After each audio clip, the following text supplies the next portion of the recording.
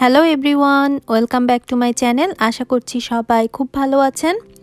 আজ আপনাদের সাথে শেয়ার করছি আমাদের বাঙালিদের সবার খুব ফেভারিট কড়াইশুঁটির কচুরি। শীতের সন্ধ্যায় বা শীতের সকালে গরম গরম কড়াইশুঁটির কচুরি আর আলুর দম আমাদের সবার খুব পছন্দের।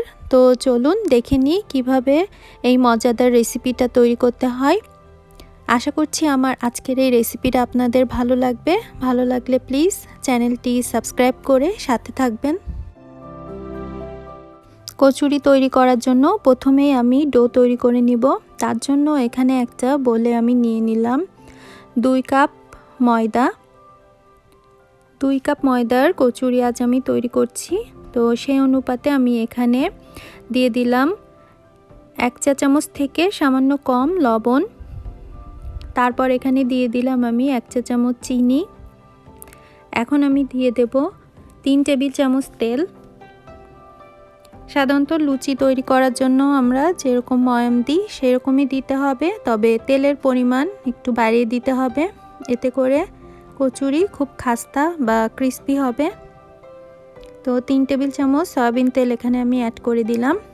এবার আমি হাত দিয়ে ঘষে ঘষে খুব ভালো করে তেল, চিনি আর লবণ ময়দার সাথে মিশিয়ে নেব। এই কাজটা একটু সময় নিয়ে করতে হবে, কারণ এই ময়ামের উপরই কিন্তু ডিপেন্ড করে কচুরি ক্রিস্পি হবে কিনা সেটা।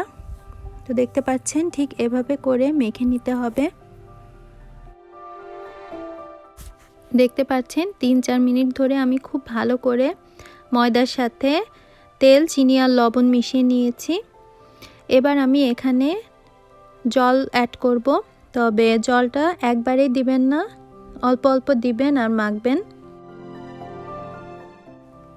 এভাবে অল্প অল্প করে জল অ্যাড করবেন আর ময়দাটা মেখে নেবেন। একবারে জল দিবেন না, তাহলে ময়দা অনেক সময় নরম হয়ে যায়। তো লুচি তৈরি করার জন্য আমরা যেরকম ডো তৈরি করি ঠিক সেই রকমই ডো তৈরি করতে হবে। খুব বেশি শক্ত না, আবার খুব নরমও না। এই যে দেখতে পাচ্ছেন আমার ডোটা মোটামুটি রেডি হয়ে গেছে। ঠিক এরকম হবে, খুব শক্তও না আবার খুব নরমও না। এবার এই ডোটাকে আমি রেস্টে রাখবো। তো তার আগে আমি উপরে সামান্য একটু তেল ছড়িয়ে দিচ্ছি, যাতে উপর থেকে ড্রাই না হয়ে যায়। এবার একটা ঢাকনা দিয়ে ঢেকে ডোটাকে 15 থেকে 20 মিনিটের জন্য রেস্টে রেখে দিতে হবে। এবার আমি কচুরি তৈরি করার জন্য পুরটা রেডি করব। তার জন্য এখানে আমি নিয়েছি প্রায় 1 কাপ মতো কড়াইশুঁটি বা মটরশুঁটি। খুব ভালো করে ধুয়ে আমি পরিষ্কার করে নিয়েছি। আর শীতকালে তো এই কড়াইশুঁটি বাজারে সব জায়গায় অ্যাভেলেবেল। এবার আমি একটা ব্লেন্ডারের ভিতর এগুলোকে নিয়ে নিচ্ছি। এবার আমি এখানে দিয়ে দিলাম 4-5 টুকরো আদা। তারপর দিয়ে দিচ্ছি আমি এখানে 4টার মতো কাঁচামরিচ। তারপর এখানে আমি দিয়ে দেব স্বাদ মতো লবণ।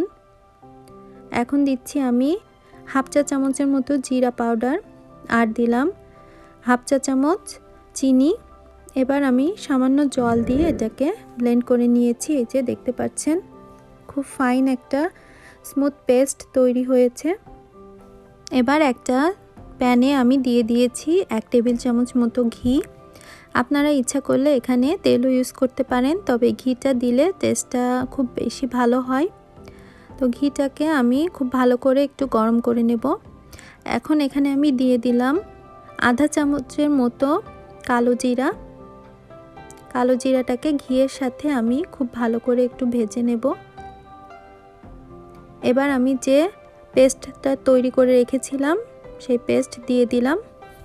দিয়ে এবার আমি খুব ভালো করে এটাকে নেড়েচেড়ে রান্না করে নেব 5 থেকে 7 মিনিটের মতো, যাতে করে জলটা শুকিয়ে যায় আর এটা একটু ড্রাই হয়ে যায়। খুব ভালো করে নেড়েচেড়ে আমি এখন এটাকে রান্না করে নেব। তো দেখতে পাচ্ছেন প্রায় 3 মিনিট হয়ে গেছে, জলটা অনেকটা শুকিয়ে এসেছে। এই পর্যায়ে আমি এখানে দিয়ে দিচ্ছি 1 চা চামচ মতো ধনিয়া আর জিরা গুঁড়া। আমি ধনিয়া জিরা একসাথে ভেজে তারপর গুঁড়া করে নিয়েছি, সেখান থেকে দিয়ে দিয়েছি আমি 1 চা চামচ মতো। দিয়ে এবার আমি আবারও মেশাতে থাকবো। চুলার আঁচ মিডিয়ামে রেখে এটাকে অনবরত নেড়েচেড়ে মেশাতে হবে। তো দেখতে পাচ্ছেন প্রায় আমি 6 মিনিট মতো রান্না করেছি। এর মধ্যেই জলটা পুরাই শুকিয়ে গেছে আর ফ্রাই প্যান থেকে উঠে আসছে।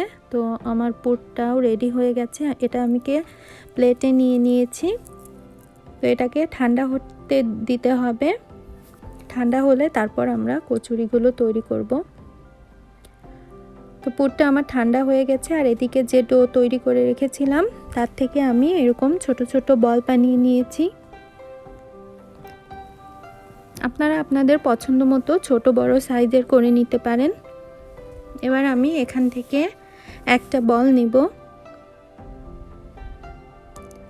তারপর মাঝখানে একটু জায়গা করে নেব এরকম আঙুলের দিয়ে।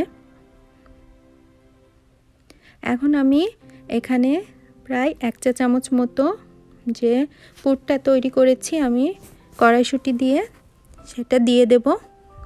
তো এই যে দেখতে পাচ্ছেন দিয়ে দিলাম। এবার আমি খুব ভালো করে মুখটা চেপে চেপে বন্ধ করে দিব। তো আমি যেভাবে করছি আপনারাও ঠিক এইভাবেই করবেন, এতে করে ভাজার সময়গুলো কিন্তু এটা খুলে যাবে না বা পুরগুলো বাইরে বের হয়ে আসবে না। আর ডোটা যদি ঠিকঠাক মতো মাখা হয় তাহলে কচুরিগুলো কিন্তু খুব সুন্দর ফুলবে আর ক্রিস্পি হবে। তো এই যে দেখতে পাচ্ছেন আমার একটা তৈরি করা হয়ে গেছে। এভাবে আমি সবগুলো তৈরি করে নিব।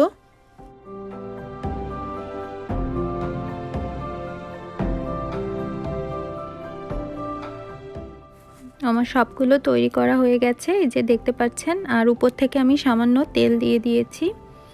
এবার আমি এগুলোকে বেলে নেব। তার জন্য আমি খুব ভালো করে উপর থেকে তেল দিয়ে দিচ্ছি।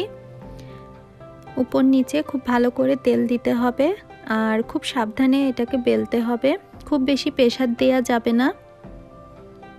তো দেখুন আমি ঠিক এভাবে করে বেলে নিচ্ছি।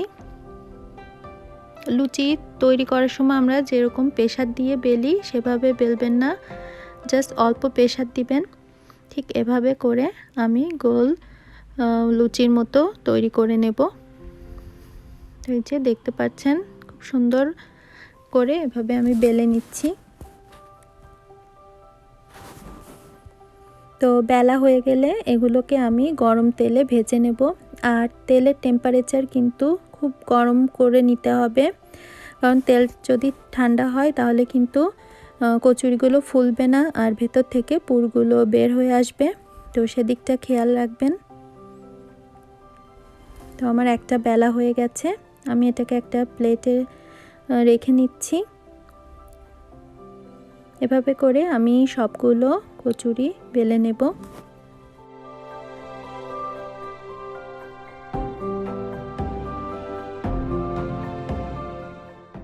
এবার কচুরিগুলোকে আমি ভেজে নিব। তার জন্য আমি একটা কড়াইতে পরিমাণ মতো সয়াবিন তেল দিয়ে দিয়েছি। আর তেলটা কিন্তু খুব ভালো করে গরম করে নিতে হবে। দেখতে পাচ্ছেন দেওয়ার সাথে সাথে বাবল তৈরি হয়েছে আর কয়েক সেকেন্ডের ভিতরেই কচুরিটা উপরে উঠে এসেছে। তো ঠিক এরকম টেম্পারেচার হতে হবে। এবার একটা স্পুন দিয়ে উপর থেকে তেল দিয়ে দিবেন, গরম তেল, এতে করে সব সাইডের কালার একই রকম আসবে। এভাবে মিনিট খানেক আমি এক একটা কচুরি ভেজে নিব। তারপর এগুলোকে তুলে আমি টিস্যু পেপারের উপর রাখবো, যাতে করে এক্সট্রা তেল সেটা অ্যাবজর্ব করে নেয়।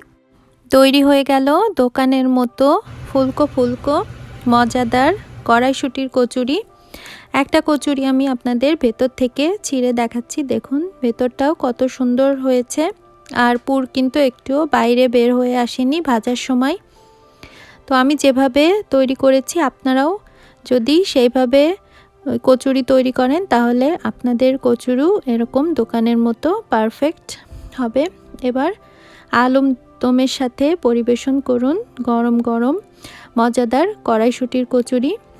আশা করছি আমার আজকের রেসিপিটা আপনাদের ভালো লেগেছে। ভালো লেগে থাকলে প্লিজ একটা লাইক দিবেন আর চ্যানেলটি সাবস্ক্রাইব করে সাথে থাকবেন। দেখা হবে অন্য কোনো রেসিপি নিয়ে। সেই পর্যন্ত বাই বাই।